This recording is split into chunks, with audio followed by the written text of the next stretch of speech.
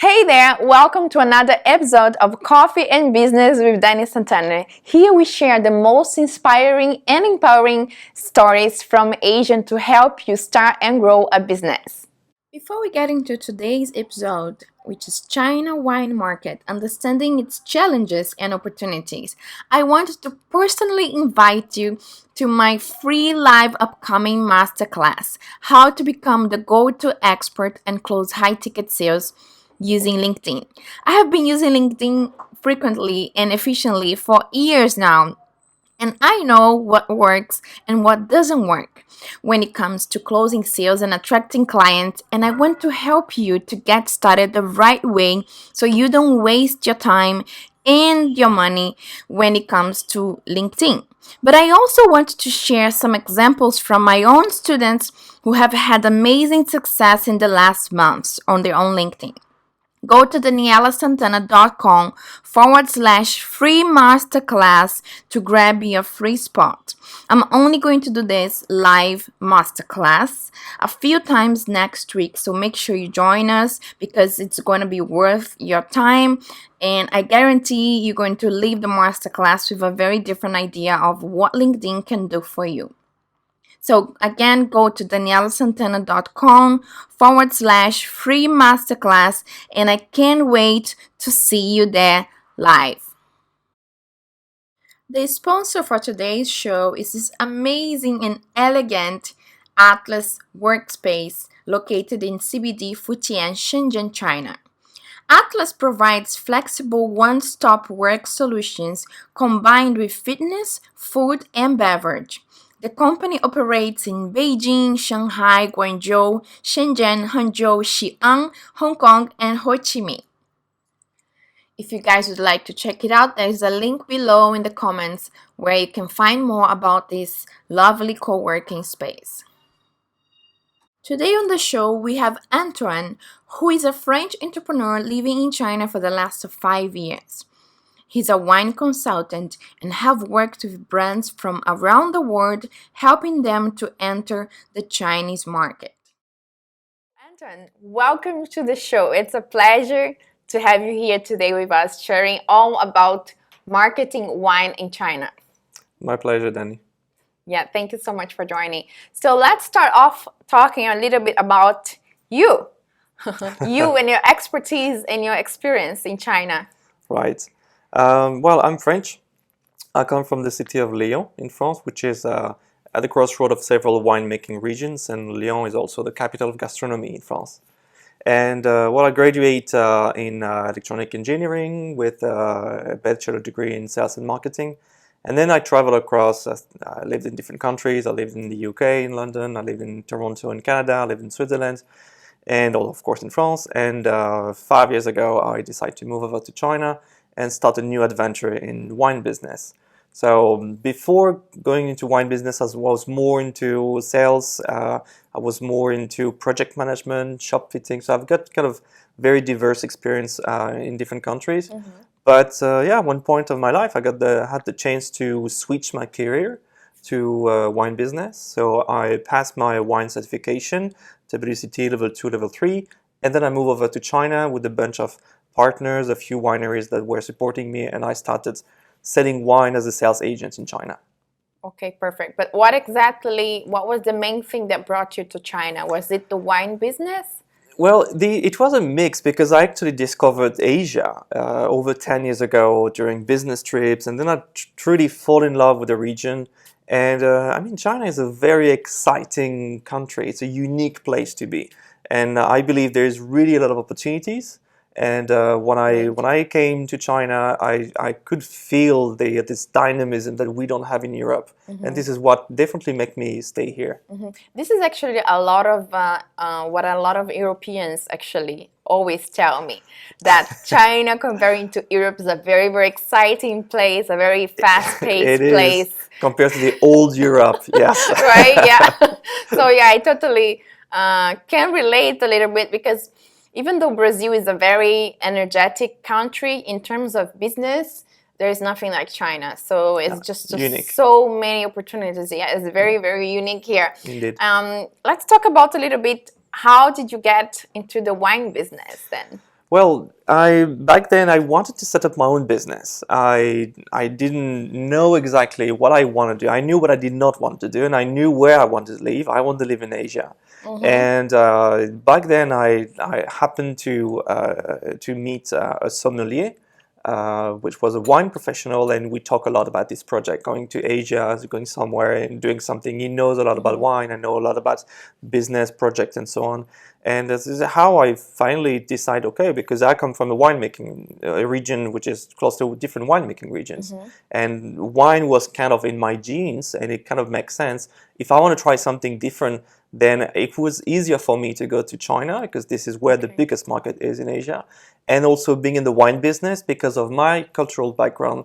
And then, of course, because I passed my wine certification. So it makes sense to go to China and sell French wine, or from many other countries. Okay, perfect. And what was the first thing that you thought when you came to China for the first time? Were you excited? Did you like what you saw? What was your experience?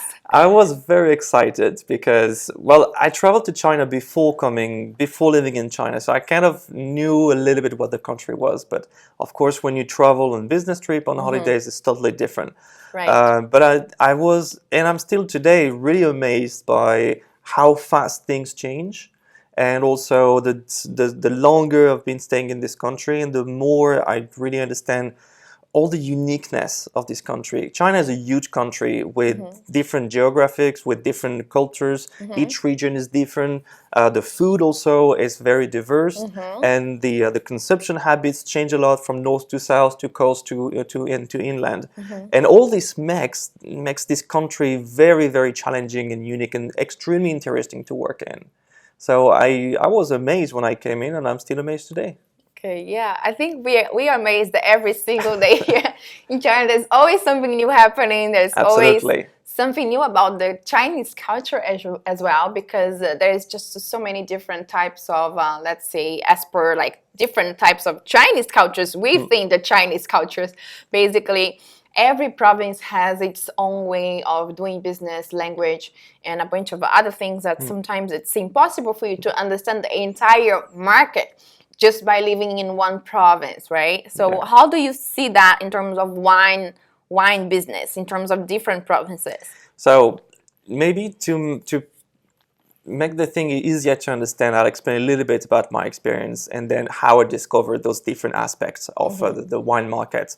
First, when I came to China, I started as a sales agent. I represent different wineries, and then I started doing business in Hangzhou, which is a small city near Shanghai. And I started doing trade shows and wine events, looking for importers.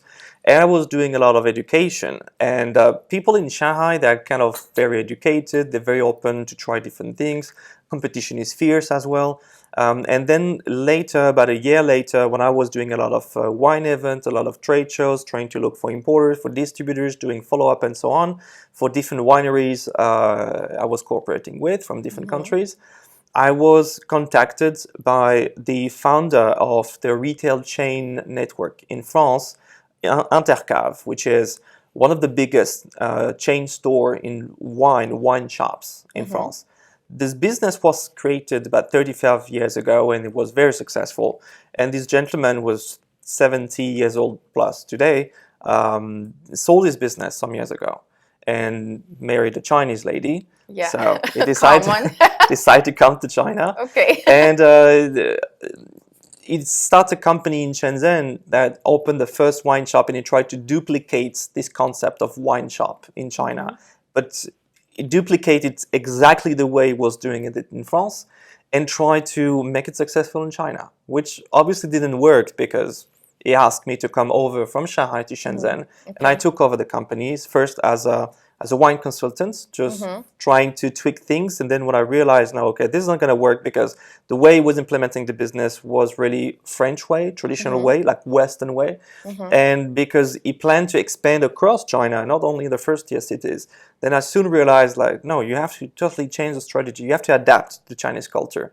And we started with a small team in Shenzhen. and a small company that was barely making any money. And over the course of 18 months, me and the team, we opened 15 outlets across the country, and we were a multi-million R&B company. So very, very successful business, very interesting experience. And I had the chance during that time to travel across China, inland China. And this is where you really see this cultural difference.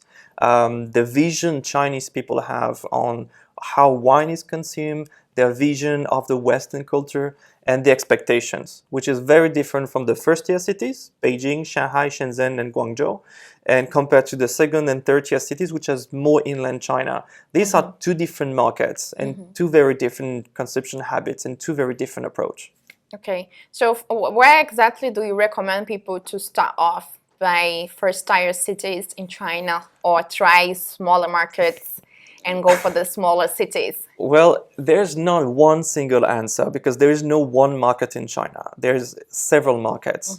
And it really depends also on your positioning, it really depends on your strategy, it will depend on your pricing, depends on your awareness.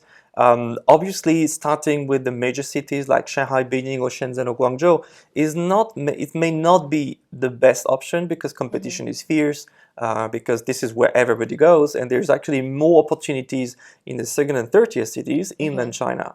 But there is more challenges. So you need to understand those challenges in order to overcome those issues and then being successful. Yeah, as well, if you're trying to enter second and tier cities in China, with the wine, for example, it's still like, let's say, a topic that most of Chinese still don't understand. So you need more education. You need to provide with your customers or with the Chinese people more understanding about the wine, more education about, and so this can take quite a while for you to do that. So start selling. So that is probably a longer period as well for your sales cycle, right? Absolutely.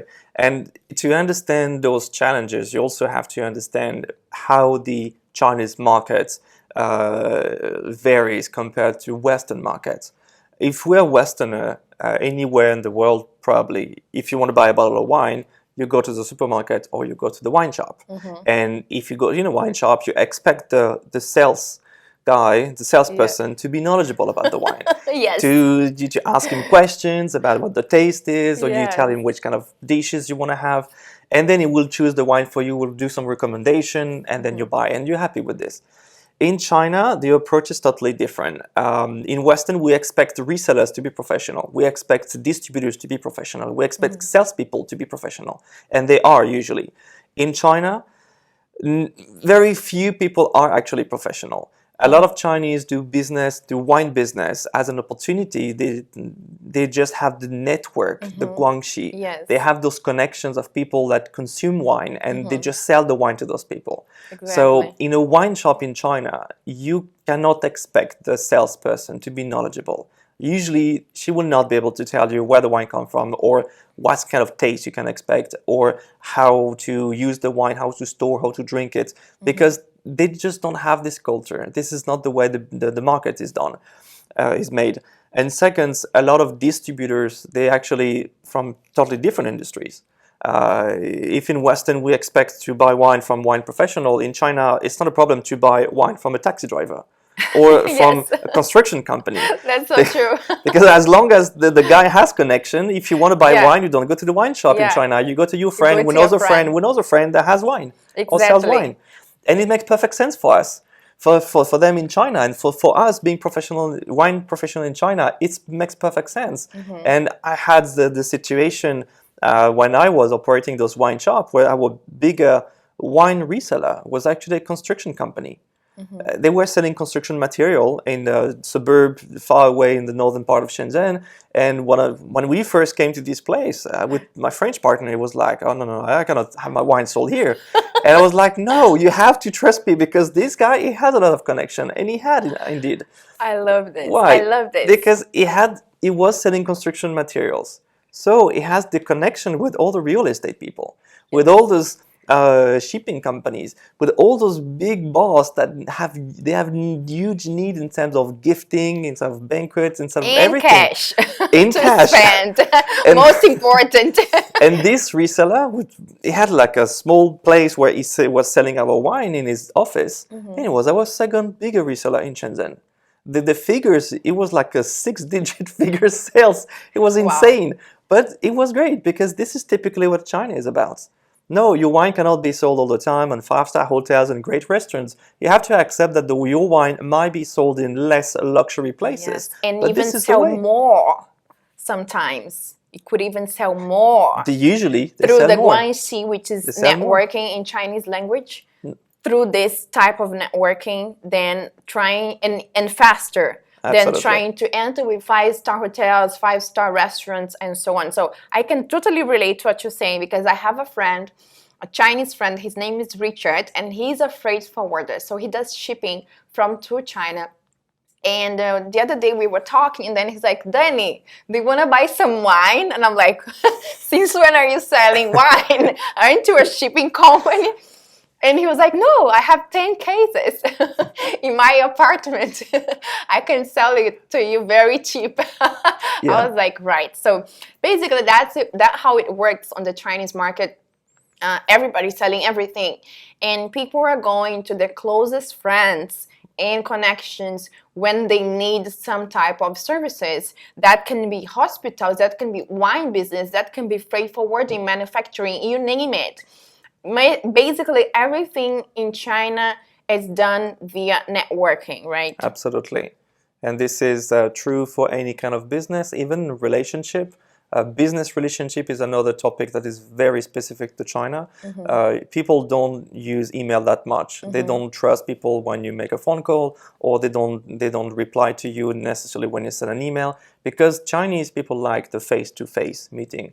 They like to talk to the person to understand who that person is, and this is one of the challenges a winery will face when coming to China, because it is difficult to be face-to-face when you're living thousands of miles of kilometers away from your prospect. Exactly. Yeah, it's not easy. So let's move on into what makes wine in China such a hot market at this time. I mean, it's been already a hot market for quite some time, but now in 2019, what do you think? So the market in 2019 has changed a lot compared to 5 or 10 years ago. It changed a lot because, as I said, a lot of distributors are not wine professionals. But we see a trend, we see a change, a switch actually, from the totally uneducated people that used to buy very expensive wine, I mean, at least sold for very expensive, with beautiful packaging, but quality-wise was not worth the price. And now we're switching more to a mid-range price, which is good value for money. And we see a tendency, a trend with more educated consumers. And they're definitely looking into more quality, taste, value, awareness. And because of this change, the old business model that a lot of Chinese resellers used to work with is not working anymore. And this is why the companies that succeed selling wine in China today are the ones that know how to adapt to this change by working more on marketing, on promotion, and by creating tighter relationship with the suppliers. And this brings us to the question of the OEM labels. And the OEM versus original brands. A lot of Chinese still uses OEM because this is easier for them to control the market, to control the brand. But on the other hand, original labels are still very important, especially if the winery has the willing to provide more support and more resource to the importer. Okay, very interesting. So if someone is starting right now and have a slightly thought about entering China market, would you recommend them to go with OEM or ODM wines? Well, this is where, as I say, there is no one single market in China. You have different markets and you have different channels. I would say someone that wants to come to China has to choose either to be very strict with this brand. If you only want to sell your own brands, then you better have very good brand awareness. You better have very good marketing and communication, good pricing as well, because China is a price-sensitive country. You can't just come with only premium product and expect to be successful suddenly. It's not going to work.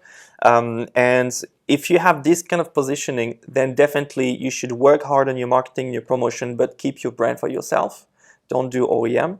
On the other hand, and that could be also a door opener, you can decide to give a little bit more flexibility. This is what I usually recommend to some wineries that struggle to enter China.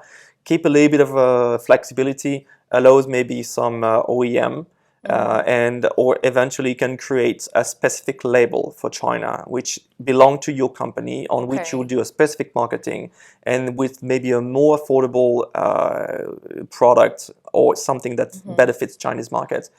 Don't forget that Chinese wine market is 90% red and 3% white, 2-3% white, 1% rosé, and even less than 1% for sparkling.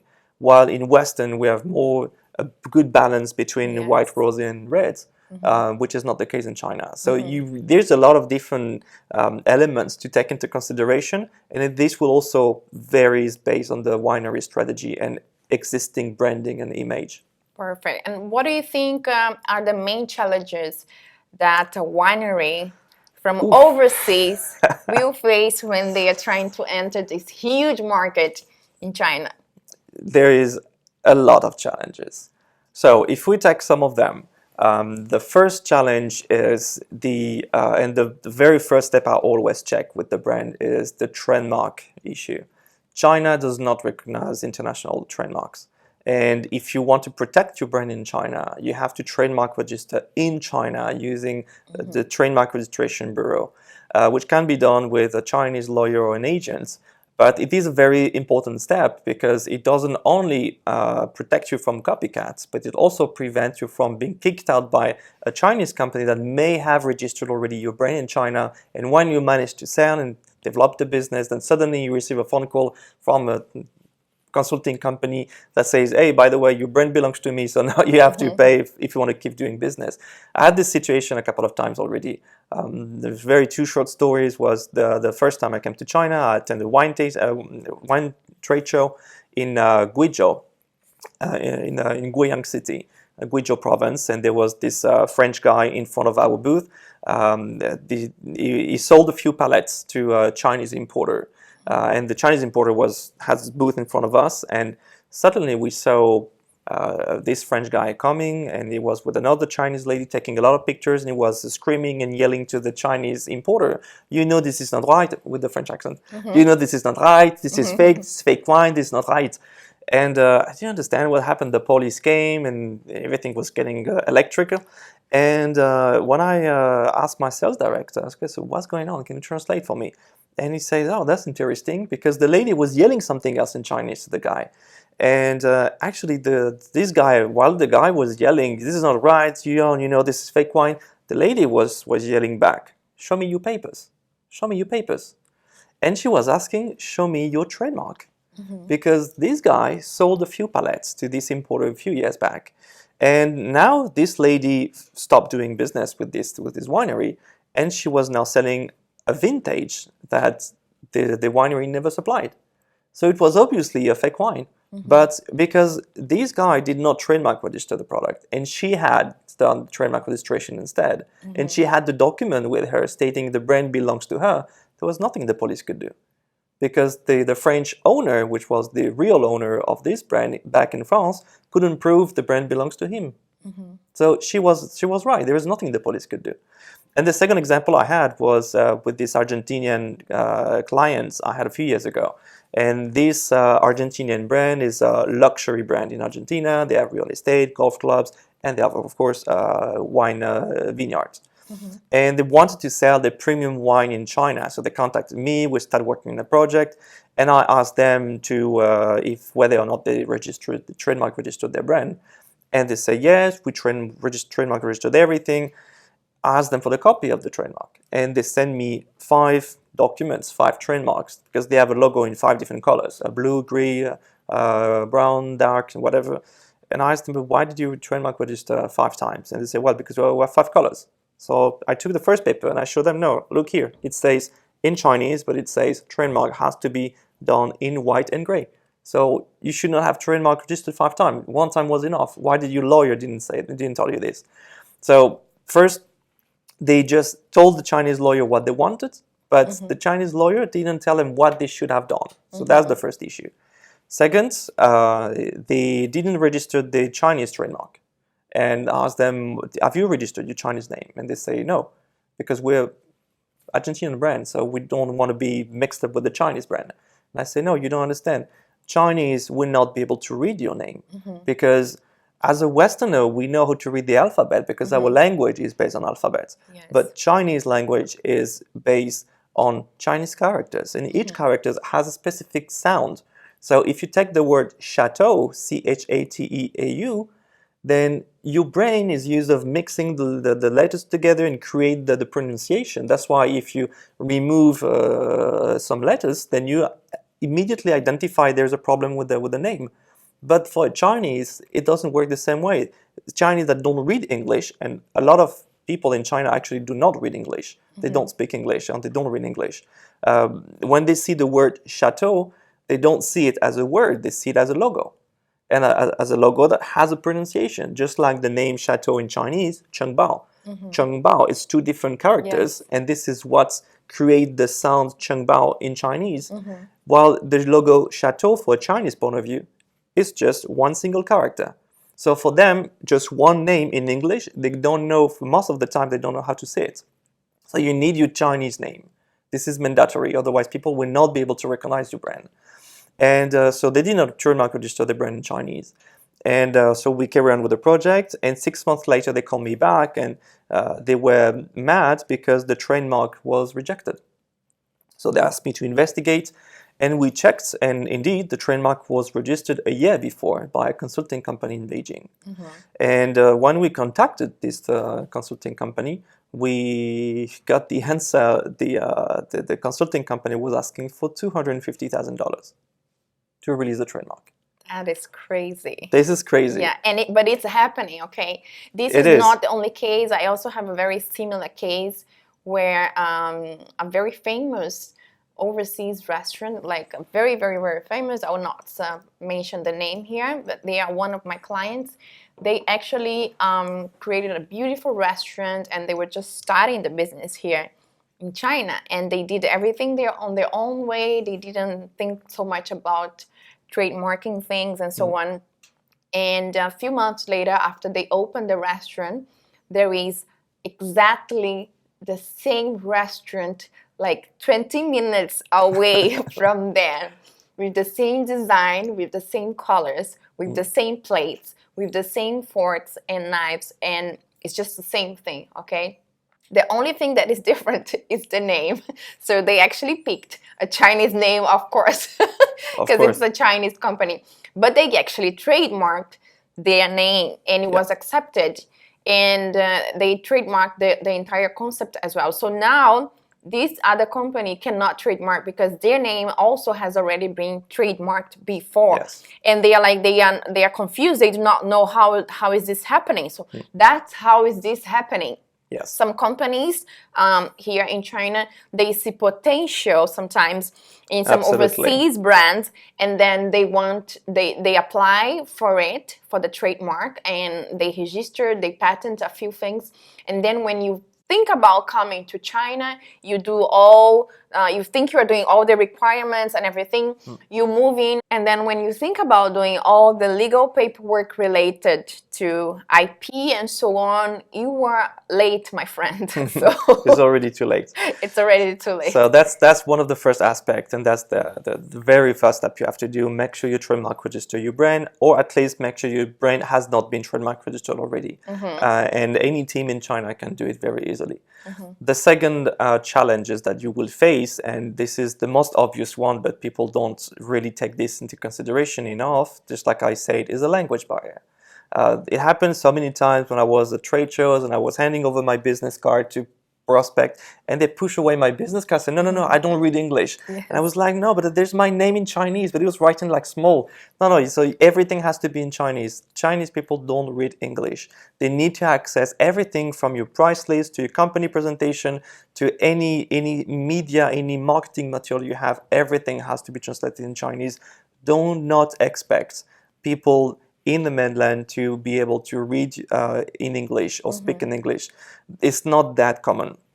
The other challenge, which is also linked to the language barrier, is the marketing, the communication.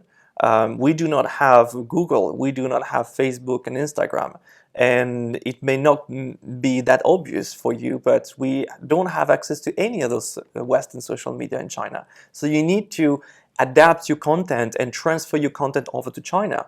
A very simple example with this same Argentinian company I was cooperating with.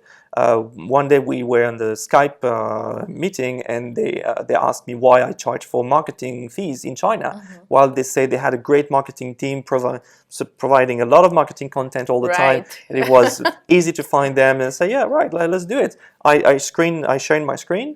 I went, I got my VPN on, so I went on Google, I Googled the name, and I got plenty of pages, of Facebook page, Instagram, Twitter, YouTube, everything. I was like, yeah, okay, yeah, you're not bad, it's pretty good. And then I turned off my VPN and I went on Baidu, the Chinese search engine, and I typed their name in English.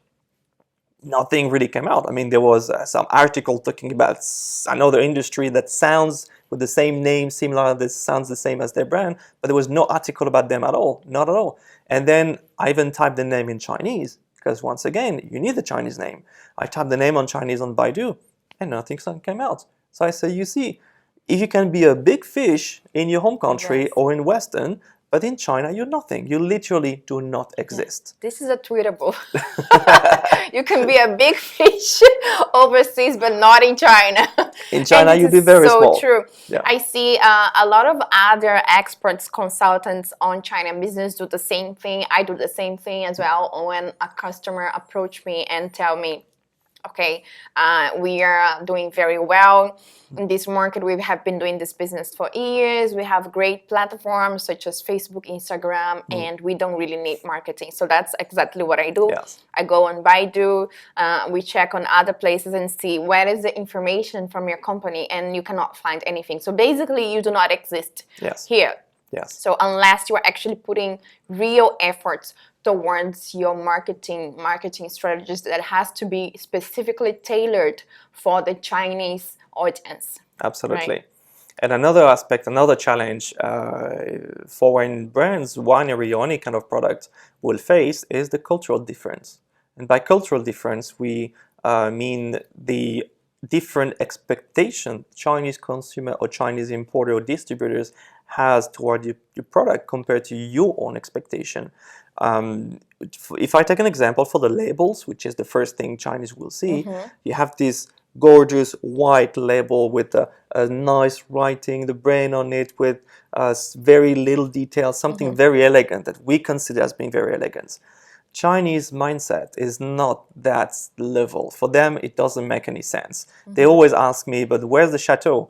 Where's the vineyards? Where's the barrels? Like if they don't see those cliche elements, they don't feel like the wine is worth selling, because for them it just doesn't mean anything. So the packaging will be very important.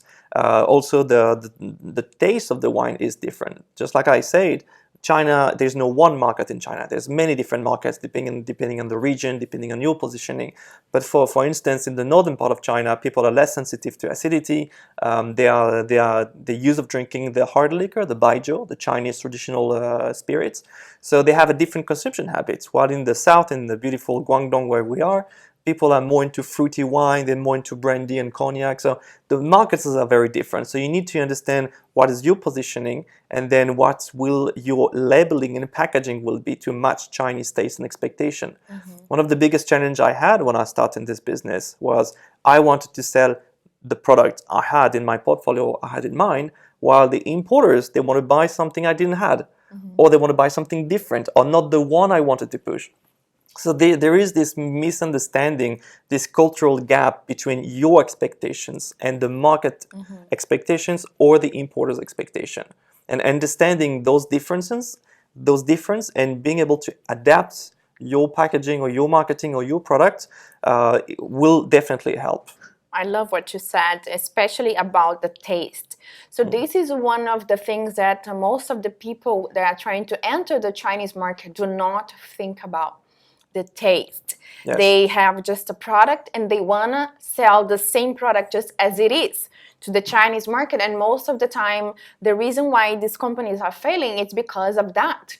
Okay, if you have a product that's beautifully packed, has an amazing price, you have all the marketing strategies available, you have the money to invest, but you're trying to sell a product that is not good for the Chinese taste, that's not going to sell. Absolutely. I've seen the other day a really, really interesting combination. I don't know if you have seen before. It's a green tea with coffee. So it's a coffee green tea. Yeah. Now, first time I saw that, I was like, oh, this is really cool because I'm a coffee lover and I also enjoy green tea. Let's see. And I tried it and I actually enjoyed it. So, and this is not even coming from an overseas. This is what I love.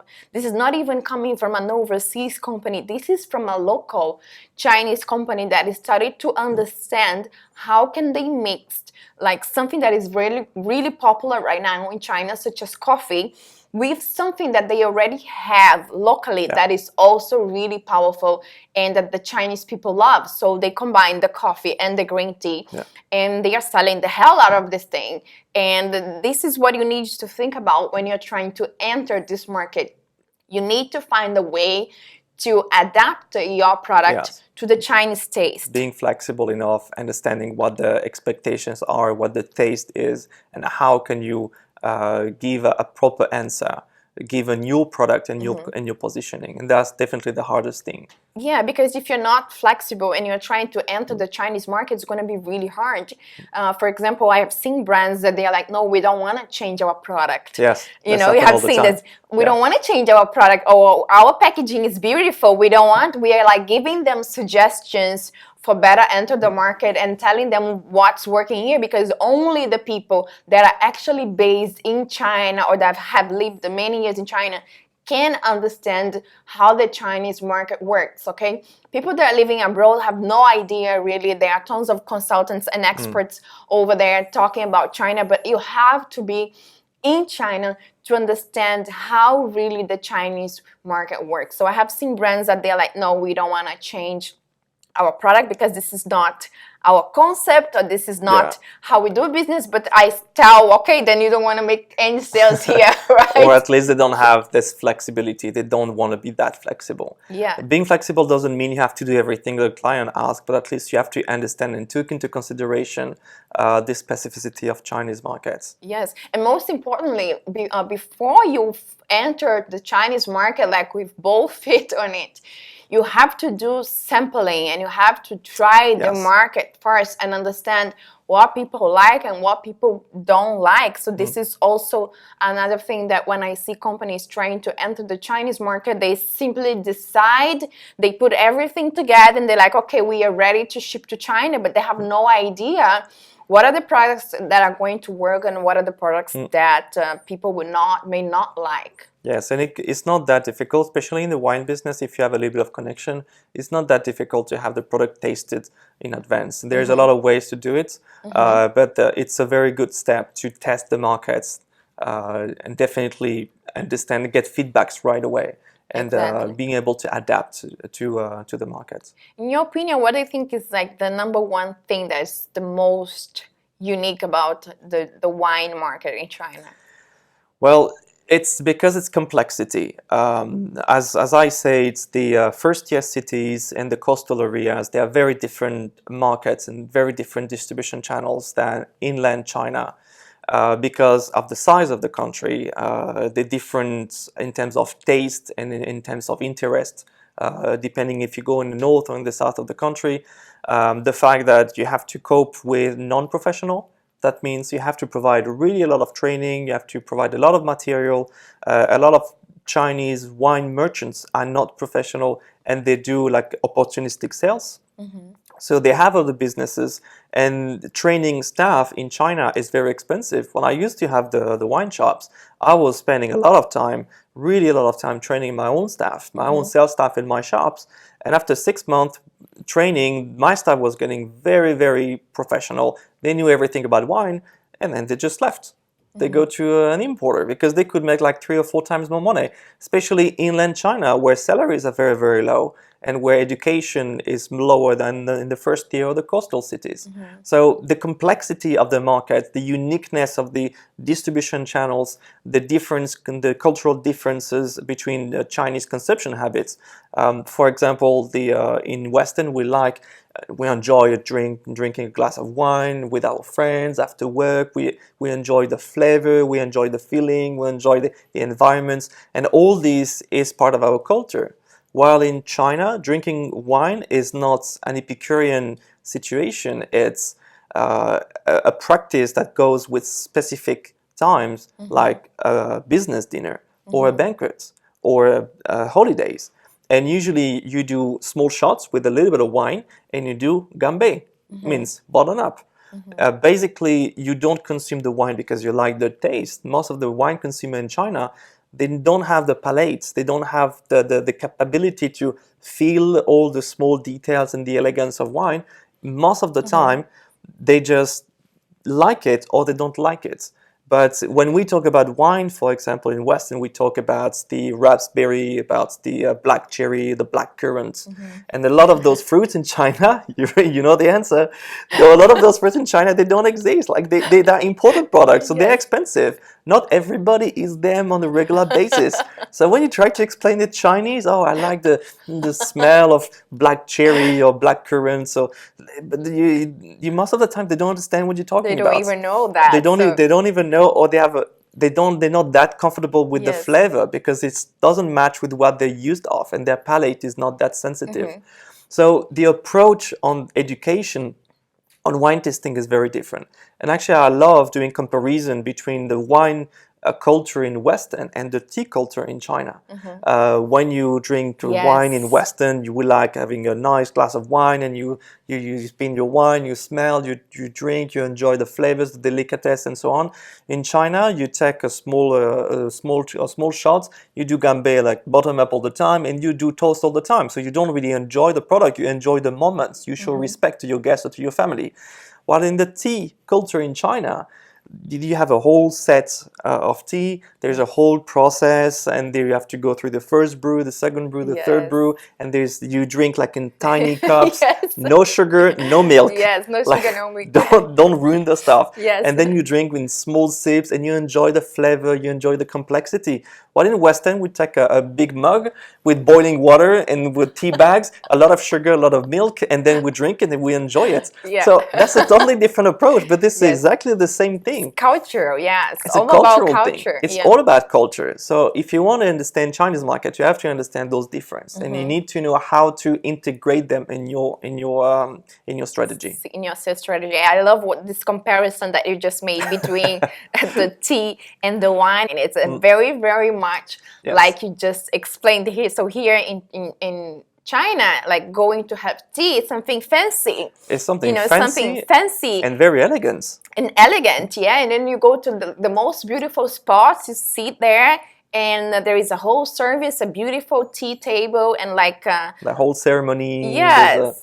Whole atmosphere that goes with it. Yes. So it's really, really close to our own wine drinking culture, and something elegant and delicate. Exactly. Very, very similar. Very great comparison you made. So let's move on now into the many different ways that you can enter the Chinese market doing the wine business.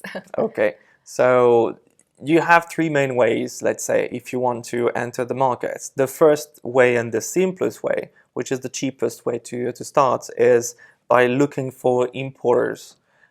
So you basically have to attend trade shows in China. There are some trade shows that give better results than others. There's also some specific time of the year where you can close more deals, because the sales business, selling wine in China is a cyclic. There are periods of the year where there's not much business happening. There's another time of the year where there's a lot of business, because wine business is directly linked to holidays and celebrations and business activities. So you have to know when to start your business development and which kind of trade show to attend.